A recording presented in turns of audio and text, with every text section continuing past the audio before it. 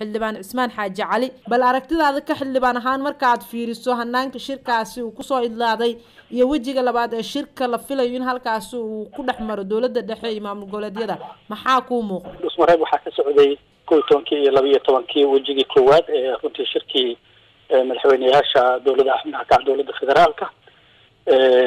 runtii sida aan kumeelkeedooda ku aragna ama warmartiyeedkooda waxay ka hadleen arrimaha iskaashiga dawladahaas iyo sida ay isula wadaagi lahaayeen dhanka amniga iskala shaqayn lahaayeen waxay kale soo saareen arrimaha siyaasadda runtii dawladda federaalka kala dhaxayso oo doorashooyinka ay u horeeyaan waana runtii arrinta ugu muhiimsan oo dee awalba ay ka hadlayeen waxay ahayd arrimaha doorashooyinka ee 2020 runtii waqtigeedu dhow yahay hay-adaha federaalka oo runtii mandatekooda uu bilooyin yar ay ka harsan yihiin baarlamaanka iyo xukuumadda iyo madaxweynaha marka runtii awal sida hadda baarlamaanka federaalkuba uu diyaariyey xeerkii doorashooyinka oo runtii isaga ahaade in la qabto doorasho ku dhisan xeerkaas federaalka ah oo ka hadlayo runtii doorasho ka duwan doorashooyinkii hore loo qaban jiray oo ama qaabkii lasoo qabtay 2012 iyo tii 2016 oo runtii markan ay ahayd in dawladdan hadda jirta ay diyaariso doorasho ka ballaaran oo runtii meelaha amniga ah runtii qof iyo cod waa la yiraahdaa laakiin qof iyo cod oo dalkii qayb dhan maartay la haysto runtii muuqda dhacaysa laakiin meelaha ay amnigooda suuragal yahay dawladuna ay gacanta ku hayso in shacabkaas cidii codayn karto inay codayso oo aan runtii xildhibaanka lagu koobin ayuu xeerkaan runtii sheegaya xeerkii doorashooyinka ayuu madaxweynuhu saxay kaaseen ahayd in la dhaqangeliyo marka runtii nafriinde waxaa dhacday guddigii hawshaas ka shaqeynayay ee guddigii madaxa bannaan la yiraahdo guddigii madaxa bannaan ee doorashooyinka ayaa runtii reportkii ay ka akhristay golaha shacabka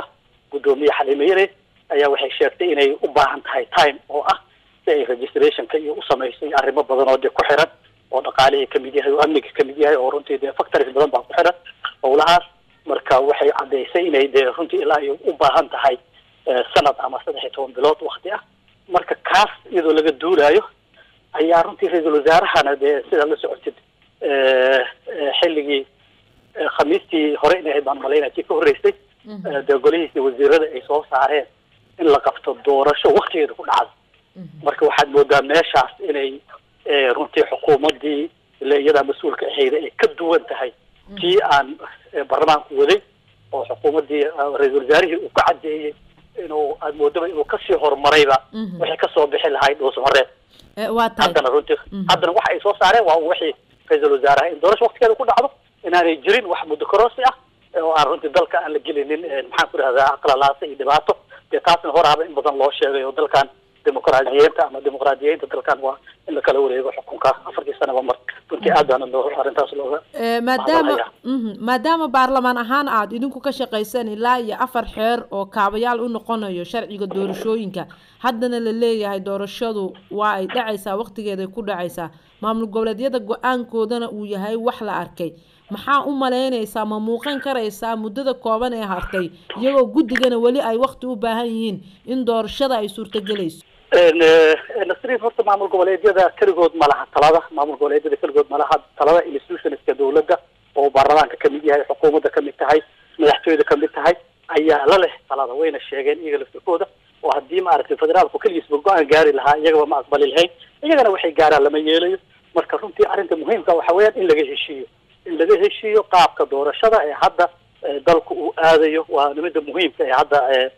gacanta ku hayaan marka taasna waxay keenaysaa nooca ama modelka doorasho ee hadda la qaban karo khasa maaha doorasho dadban waxaa dhici karta doorashada dadban laftirkeeda waqtiga ay u baahan tahay iyo waqtiga ay u baahan tahay midii ay kasoo diyaariyeen guddigii 5 sano soo shaqeynayay ee guddiga madaxa bannaana runtii inaan maanta maaragtay meel cidla looga tegin oo aan hadda la aadin waxyaaba guddiye ay dawlad goboleedyada magacaawdaan baarlamaanku hadda mas'uuliyad baa ka saaran in la fuliyo xeerkaas xukuumaddana waa ku qasban tahay marka anaga waxaan qabaa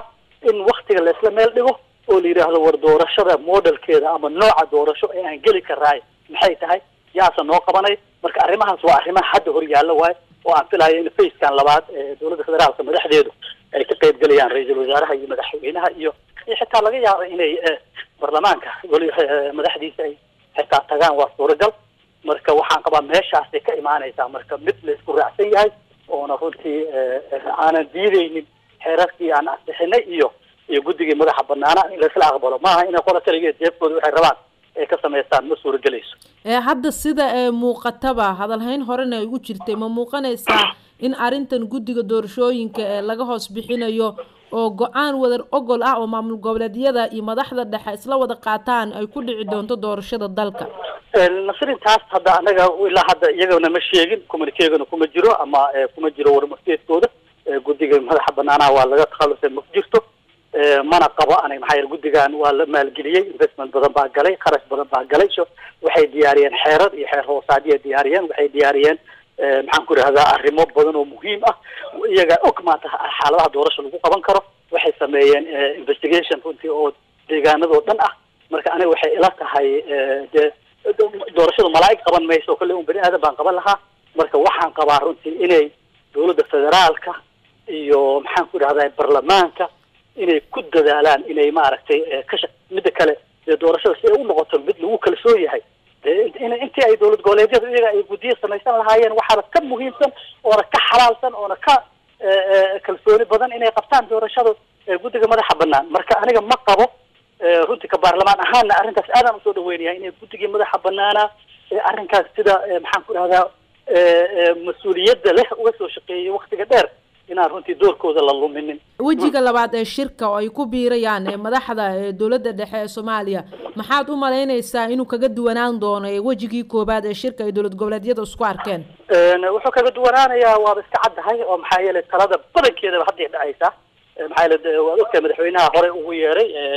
dowlad goboleedyada de way suurgeli weyse laakiin hadda fursadii oo runtii fursad muhiim ah waaye inay maanta isu yimaadaan waxaana dee sababtaas keenayana waxa weeyaan in dee xaaladii ay soo dhawaatay markaan oo tala muhiima loo baahanya marka isu tegidda hadda ee dowladda federaalka iyo dowladaha xubnaha ka ah la isu tegayo waxaa cad oo meeshaas muhiima in wax heshiis lagu yahay oo aan qolana keligeed gaar u lahayn oo maxaa qabsoomi karnaa maxaan awoodeena dhaqaalaha amniga ila dalku waa isku wada xiran yahay umuurahaas marka la iswareysto ayaa la dhahayaa war doorashada aan qaban karnaa waaye waqtaas waaye waktigaasayna u baahan tahay maxaa tan dadbanoo hadda la sheegaya laftirkeeda ayaa time u baahan iyo wakti lagu qabto oo berri isaa damba la qaban karaa ama labada bilood soo socda la qaban karaa ma doorasho waa la ogyahay factorieska ku xiran iyo mas-uuliyadda ay leedahay midda kale dalku waa ogtahay dhibaato badan baa ka jirta waad ogtahay in odayaashii dhaqanka ay u yeereen nimankii argagixisada ahaa waad ogtahay in duruufaha ku xiran xaaladahaasoo dhan iyadoo la qiimeynayo ayaa la rabaa doorasho shacabkeeduna ka qayb galo dadkuna uu ku ammaan helo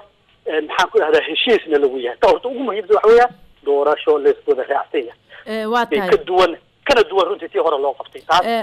maaha in waxay repetitive noqdaan sida tii 2016 in lagu noqdana runtii mas-uuliyad darra waay waa tahay xildhibaan cismaan xaaji cali adigoo aada u mahadsan marka aad fiirisid waayo aragnimadaada siyaasadeed iyo adigoo qeybka guddigii ka shaqeynayay doorashadii madaxweynaha lagu soo doortay